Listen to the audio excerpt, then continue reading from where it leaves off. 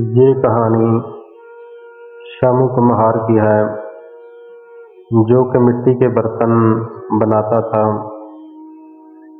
लेकिन उसकी ख्वाहिशें बहुत बड़ी थीं। वह हमेशा सोचता रहता था कि मैं कब अमीर बनूंगा, कब मेरा एक बड़ा सा घर होगा और अच्छे अच्छे पकवान खाऊंगा। वह सोचते सोचते वह बड़बड़ाने लगता था। उसकी धर्मपत्नी उसे रोज समझाती थी कि आप इतना क्यों ख्यालों में खोए रहते हो। वह शामू को समझाती थी कि आप जितना कमाते हो हम उसी में संतुष्ट हैं। भगवान ने हमको सब कुछ दिया है, आप इतना मत सोचा करो। आखिर अमीरी में क्या रखा है। हम जो कुछ कमाते हैं अपनी मेहनत के दम से कमाते हैं और हम इसी में ही खुश हैं। वह शामू को समझाती थी कि भगवान ने आपको इतना अच्छा हुनर बर्तन बनाने का दिया है, तो आप किस बात की चिंता करते हो। लेकिन शामू को तो अमीर बनना था। वह हमेशा अमीर बनने के बारे में सोचता था। वह अपनी पत्नी से कहता, क्या आपका जी नहीं चाहता कि मैं अच्छे अच्छे गहने पहनूं, अच्छे अच्छे पकवान खाऊं, लड्डू जलेबियां और मिठाइयाँ खाऊं। इतनी बातें करके शामू मिट्टी के बर्तनों को अपने सिर पर उठाता है और बाजार में बेचने के लिए चल देता है। और रास्ते में भी वह यही सोच रहा था कि मेरी पत्नी कितनी भोली है। उसको पता नहीं है कि अमीरी में कितना सुख है। जब हम अमीर हो जाएंगे तो बहुत ज़्यादा आराम होगा। इसी तरह की बातें सोचते सोचते शामू बाजार में पहुंच जाता है और वह अपने मिट्टी के घड़े बाजार में बेचने के लिए रख देता है। एक आदमी आता है और सबसे बड़े घड़े का दाम शामू से पूछता है। शामू उसको बोलता है कि इस सबसे बड़े घड़े का दाम 20 रुपए है। आदमी उसको कहता है कि नहीं, ये तो आप बहुत ही ज़्यादा बता रहे हो। इतने दाम में तो 4 घड़े आ जाते हैं। इसके बाद एक आदमी और आता है और शामू को बड़े घड़े का दाम पूछता है। शामू कहता है कि इस बड़े घड़े का दाम 20 रुपए है और ये जो 2 छोटे घड़े हैं ये 10-10 रुपए के हैं। वह आदमी कहता है कि नहीं, मैं तो इन तीनों के 20 रुपए दूंगा।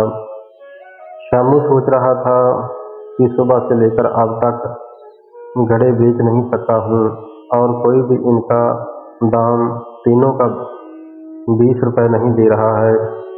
चलो, ये आदमी इन तीनों के 20 रुपए तो दे रहा है, इसलिए मुझे ये सारे घड़े बेच देने चाहिए।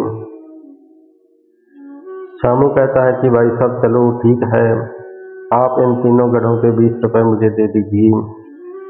वह आदमी शामू को 20 रुपए दे देता है और वह घड़े ले जाता है। शामू वह 20 रुपए लेकर अपने घर को लौट आता है। इसके बाद शामू घर जाकर जो उसके घर के पास की नदी बहती थी उसके किनारे पर बैठ जाता है और अमीर बनने के बारे में सोच रहा था। उसी वक्त उसकी निगाह नदी के पानी के ऊपर तैर रही एक बोतल के ऊपर पड़ती है और वह बोतल को उठा लेता है। वह देखता है कि उस बोतल के अंदर एक पर्ची है। वह सोचता है कि इस पर्ची को खोलकर देखता हूँ कि इसके ऊपर क्या लिखा है। जैसे ही उसने उस बोतल के ढक्कन को खोला तो उसमें से एक जिन बाहर निकला और वह आसमान में उड़कर जोर जोर से हंसने लगा और वो कहने लगा कि मेरे आका, मैं आपका गुलाम हूँ। शामू ये सब देखकर पहले तो बहुत ज़्यादा डर गया, लेकिन इसके बाद उसे याद आया कि जो उसकी दादी अम्मा उसे कहानी सुनाया करती थी बचपन में, वह सच होती हैं। ये जिन सचमुच में होते हैं और वह कोई सपना नहीं देख रहा है। शामू के मन में बहुत ही ज़्यादा लालच आने लगा और वह मन ही मन में बहुत खुश हो रहा था कि अब उसकी सारी ख्वाहिशें पूरी हो जाएंगी। अब वह अमीर बन जाएगा। अब वह इस जिन से बहुत बड़े बड़े वरदान मांगेगा। इतने में वह जिन जोर जोर से हंसकर कहने लगा कि मेरे आका, मुझे हुक्म दीजिए कि मैं आपकी 3 ख्वाहिशें पूरी कर सकता हूँ।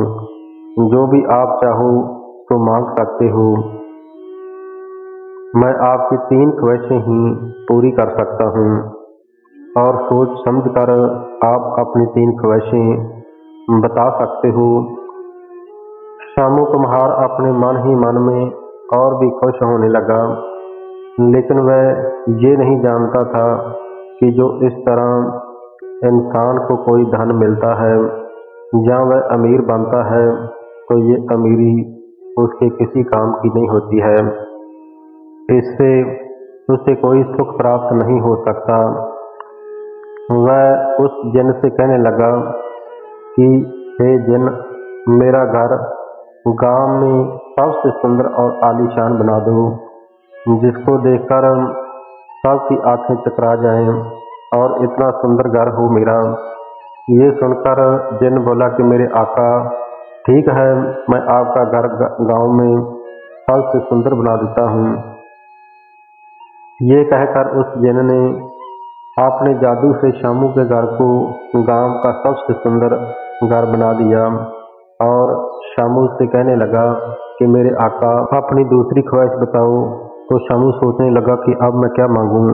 तो कुछ सोचकर शामू बोला कि अरे जिन, मैं अपनी दूसरी ख्वाहिश कल बताऊंगा।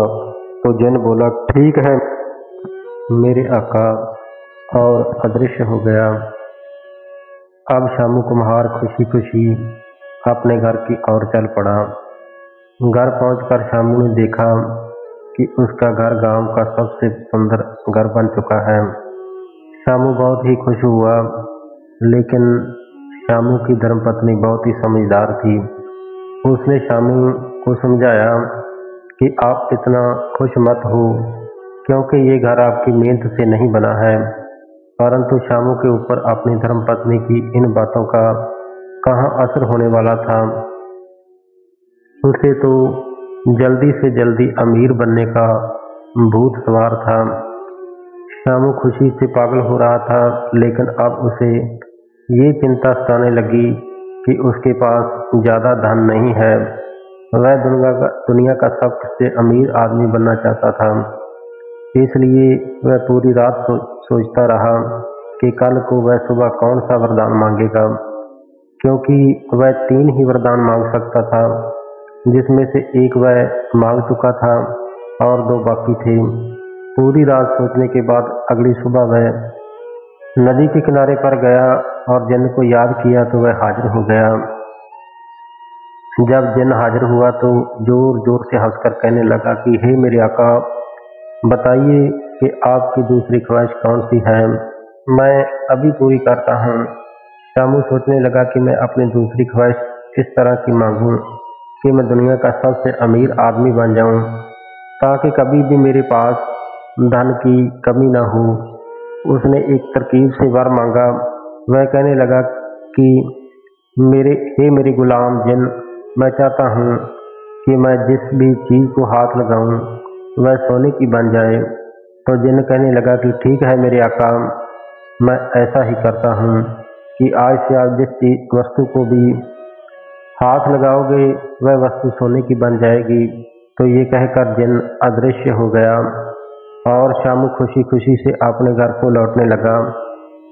रास्ते में शामू ने नदी के किनारे पर देखा कि एक मछली रेत पर तड़प रही है और उसने सोचा कि उस मछली को उठाकर पानी में रख देता हूँ, वरना वह यहाँ पर तड़प तड़प कर मर जाएगी। जैसे ही शामू ने उस मछली को अपने हाथ पर उठाया तो वह मछली सोने की बन गई।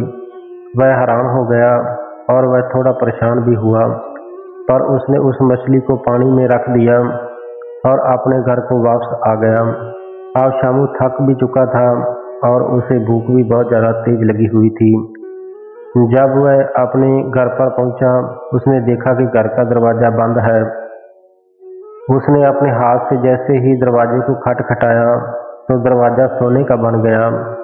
वह देखकर शामू हैरान रह गया और वह अंदर गया तो वह अपनी धर्मपत्नी से कहने लगा कि मुझे बहुत जोर की भूख लगी है, जल्दी से मुझे खाना लाकर दो। तो उसकी धर्मपत्नी अंदर रसोई में गई और एक थाल में खाना परोस कर ले आई। जैसे ही शामू ने उस थाली को अपने हाथ से पकड़ा तो वह सोने की बन गई, खाना भी सोने का बन गया। ये देखकर शामू की पत्नी हैरान रह गई कि ये क्या हो रहा है। शामू भी बहुत दुखी हो गया क्योंकि उसे बहुत जोर की भूख लग रही थी, लेकिन खाना नहीं खा सकता था। शामू की धर्मपत्नी के पूछने पर शामू ने बताया कि मैंने जिन से अपनी दूसरी ख्वाहिश ये ज़ाहिर की है कि मैं जिस भी वस्तु को छू लूँ वे सोने की बन जाए, क्योंकि मैं दुनिया का सबसे अमीर आदमी बनना चाहता था। इसलिए अब मैं जिस भी वस्तु को छूता हूँ वह तुरंत ही सोने की बन रही है। शामू की धर्मपत्नी ने शामू को समझाया कि आपने बहुत बड़ी गलती की है, इतना ज़्यादा लालच इंसान को नहीं करना चाहिए, क्योंकि आप अपनी मेहनत से जो कमाते थे सुख सिर्फ उसी में था, ना कि इस तरह की कमाई में सुख है। तो इस तरह शामू और उसकी धर्मपत्नी आपस में बातें कर रहे थे। बातें करते करते शामू ने अपनी धर्मपत्नी को छू लिया तो वह छूते ही सोने की मूर्ति बन गई। अब शामू बहुत ही ज़्यादा परेशान हो गया। वह जोर जोर से रोने लगा और अपने घर से भागकर दूर जंगल में जाकर एक वृक्ष के नीचे बैठकर रोने लगा। वह बहुत रो रहा था और अपने मन से बहुत ही दुखी था। इतने में वहाँ पर एक साधु बाबा जी आए और शामू से कहने लगे कि बेटा आप क्यों रो रहे हो, आपको क्या परेशानी है, आप इतने दुखी क्यों हो। तो शामू ने कहा कि बाबा जी मैं अपने लालच के कारण बहुत बड़ी गलती कर चुका हूँ। और उसके बाद शामू ने नदी में वह बोतल मिलने की वार्ता और जिनसे हुई सारी वार्ता जो भी कहानी व्यतीत हुई थी साधु बाबा जी को सुना देता है। कहानी सुनकर साधु बाबा जी कहते हैं कि बेटा चिंता मत करो, सब कुछ ठीक तो हो जाएगा, लेकिन इस तरह दुनिया में कभी इंसान को लालच से अमीर नहीं बनना चाहिए। वह अमीरी किसी काम की नहीं है, इंसान को सुख नहीं दे सकती। वह अमीरी सिर्फ इंसान के दुखों का कारण बनती है जो इस तरह से हासिल की जाती है। तो इसके बाद शामू बाबा जी से विनती करता है कि बाबा जी कृपया करके ये बताइए कि अब मेरी धर्मपत्नी कैसे ठीक हो सकती है। तो बाबा जी कहते हैं कि इसका सिर्फ एक ही उपाय है कि यहाँ से दक्षिण दिशा की तरफ पहाड़ियों के बीचों बीच एक गुफा है। उस गुफा के अंदर एक अमृत का महान कुंड है। उस अमृत कुंड से आपको अमृत लाना होगा और वह अमृत अपनी धर्मपत्नी के शरीर के ऊपर डालना होगा और अमृत डालते ही तुरंत ही आपकी धर्मपत्नी अपने असली रूप में आ जाएगी। लेकिन याद रखना कि उस अमृत कुंड की रखवाली एक राक्षस कर रहा है। वह मायावी राक्षस बहुत ही भयानक है। अगर उसको आपके बारे में पता चल गया तो वह गुफा में ही आपको वहां पर मार डालेगा। इसलिए सब उससे बचकर ये अमृत आपको लाना होगा। शामू बोला कि बाबा जी मैं अपनी पत्नी को ठीक करने के लिए कुछ भी करने के लिए तैयार हूँ। मैं जरूर ही वह अमृत लाने के लिए गुफा में जाऊंगा और अमृत लेकर ही वापस लौटूंगा। ये कहकर साधु बाबा जी के चरणों पर प्रणाम करके वो अपने घर की तरफ लौटने लगता है। तो रास्ते में उसे याद आया कि जिन से अभी एक वरदान मांगना और बाकी है। उस वरदान के बदले मैं जिन से कहूँगा कि जो आपने मुझे पहले सोना बनाने का वरदान दिया था उस वरदान को आप वापस ले लीजिए और ऐसा करने से मेरी धर्मपत्नी ठीक हो जाएगी। और ऐसा सोचकर शामू जल्दी जल्दी नदी के किनारे पर पहुंचा और जिन को हाजिर होने के लिए कहा। जिन हाजिर हो गया तो शामू ने कहा कि अरे मेरे गुलाम जिन, मैं आपसे तीसरा वरदान मांगता हूँ कि जो आपने मुझे पहले सोना बनाने का वरदान दिया है उसको आप वापस ले लो। मुझे वह वरदान नहीं चाहिए, तो जिन कहने लगा कि मेरे आका, मैं अपना वरदान वापस नहीं ले सकता हूँ, क्योंकि मैं आपकी 3 ख्वाहिश ही पूरी कर सकता था, और इसलिए आप तीसरी ख्वाहिश के रूप में संसार की कोई भी वस्तु मुझसे मांग सकते हैं। मैं अभी तुरंत आपके सामने हाजिर कर दूंगा, लेकिन मैं अपना दिया हुआ वरदान वापस नहीं ले सकता हूँ। शामू ने कहा कि मुझे और कोई वरदान नहीं चाहिए, अपना पहले वाला वरदान वापस लीजिए। तो जिन कहने लगा कि नहीं, ये नहीं हो सकता है, मैं जा रहा हूँ। तो ऐसा कहकर जिन अदृश्य हो जाता है। शामू वहाँ पर दुखी होकर बैठ जाता है और सोचने लगता है कि अब क्या किया जाए। तो अभी वह सोच ही रहा था कि उसकी नज़र उस खाली बोतल पर पड़ी जिसमें वह जिन निकला था। उस बोतल के अंदर उसे एक पर्ची दिखाई दी। वह बोतल को उठाकर जब उस पर्ची को पढ़ा तो उस पर लिखा हुआ था कि ये जिन बहुत ही जालिम है, ये इंसानों को अपनी 3 ख्वाहिशें बताने के लिए कहता है। जब इंसान तीसरी ख्वाहिश बताता है तो वह इंसान इस बोतल में सदा के लिए कैद हो जाता है, जिसमें ये जिन कैद था। वह हमेशा हमेशा के लिए इस बोतल में कैद होकर रह जाता है। इस तरह ये इंसानों के साथ छल करता है। शामू उस पर्ची को पढ़कर जिन की सारी चाल को समझ जाता है, लेकिन अब देर हो चुकी थी। वह अपने आप को कोसने लगता है कि वह कहता है कि काश मैं इस पर्ची को पहले पढ़ लेता, इतना लालच न किया होता तो आज ये दिन देखना न पड़ता। ये सोचकर शामू उदास हो जाता है और अपने घर की तरफ लौटने लगता है। शामू ने अपने घर पर एक तोता पाल रखा था जिसका नाम मिट्ठू था, और वह मिट्ठू से कहने लगा कि मिट्ठू, मैं आपकी मालकिन को ठीक करने के लिए अमृत लेने जा रहा हूँ, और आप घर पर रहकर अपनी मालकिन का ख्याल रखना। तो मिट्ठू कहने लगा कि नहीं मालिक, मैं घर पर रहकर मालकिन की क्या सेवा करूँगा, क्योंकि वह तो सोने की मूर्ति बन चुकी है, और आप जिस रास्ते पर जा रहे हो उस रास्ते में कई तरह की मुसीबतें आएंगी, इसलिए मैं उन मुसीबतों में आपकी सहायता करूँगा, इसलिए कृपया मुझे अपने साथ ही ले चलिए। तो शामू मान गया और कहने लगा कि ठीक है मिट्ठू, आप भी साथ ही चलिए। तो इस तरह शामू कुम्हार और मिट्ठू अपने घर से अमृत लेने के लिए निकल पड़ते हैं और कई मील का सफर तय करके दक्षिण दिशा की तरफ पहाड़ियों के बीच पहुंच जाते हैं, जहां पर के साधु बाबा जी ने बताया था। आगे जाकर वह देखते हैं कि एक गुफा है। मिट्ठू कहता है कि मालिक, ये गुफा है, मुझे लगता है कि इसी गुफा के अंदर वह अमृत का कुंड है। वह दोनों उस गुफा के अंदर दाखिल हो जाते हैं और आगे जाकर देखते हैं कि एक बहुत बड़ा कुंड है जिसमें कि अमृत भरा हुआ है। वह दोनों आगे जाने ही लगते हैं तो मिट्ठू शामू से कहता है कि मालिक, जरा ठहरो, वह जिन भी यहाँ कहीं आसपास ही होगा, पहले देख लेना चाहिए कि वह यहाँ पर है या नहीं है। तो शामू ने कहा कि कैसे पता करें कि वह यहाँ पर है या नहीं। तो मिट्ठू ने कहा कि मालिक, उस कुंड के पास एक पत्थर को फेंक कर देखते हैं कि वह जिन यहाँ पर है या नहीं है। तो शामू ने ऐसा ही किया कि एक पत्थर को उठाया और उस कुंड के पास फेंक दिया। जैसे ही पत्थर को फेंका तो वह जिन वहाँ पर हाजिर हो गया और कहने लगा कि ये कौन है जिसकी मुझे आवाज़ आई है। तो शामू और मिट्ठू उस गुफा में छिप गए और चुप करके उसे देखने लगे कि वह जिन इधर उधर देख रहा था, लेकिन उसे कोई भी इंसान दिखाई नहीं दिया। उसने सोचा कि शायद ये पत्थर अपने आप ही कहीं से गिरा होगा, इसकी आवाज़ ही आई है। तो ऐसा सोचकर वह कहने लगा कि मुझे बहुत जोर की नींद आ रही है, चलो इसी अमृत कुंड के पास ही मैं कुछ देर तक आराम कर लेता हूँ। तो वहीं पर वह लेट जाता है और लेटते ही वह सो जाता है। अब उसे उस अमृत को लेना बहुत ही मुश्किल हो गया। अब शामू और मिट्ठू दोनों सोचने लगे कि अब क्या किया जाए। तो शामू एक तरकीब निकालता है। उसने मिट्ठू से कहा कि अरे मिट्ठू, तुम ऐसा करो कि उड़कर उस अमृत कुंड के पास जाओ और अपनी चोंच में अमृत को भरकर ले आओ और वह अमृत अपनी चोंच में भरकर रखना। और अपनी मालकिन के ऊपर ले जाकर इसको छोड़ देना। इस तरह आपकी मालकिन ठीक हो जाएगी।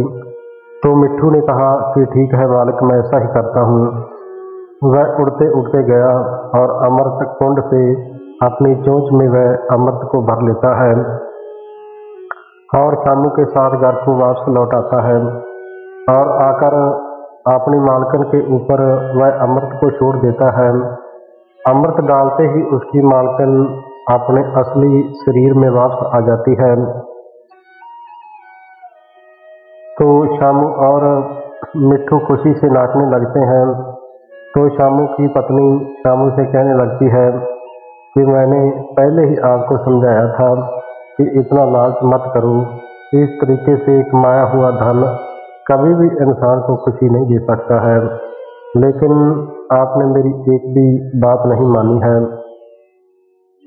आज शामू अपनी धर्मपत्नी के सामने बहुत ही ज़्यादा शर्मिंदा था। वह सोच रहा था कि काश मैंने पहले ही अपनी धर्मपत्नी की बात मान ली होती तो ये दिन देखने नहीं पड़ते।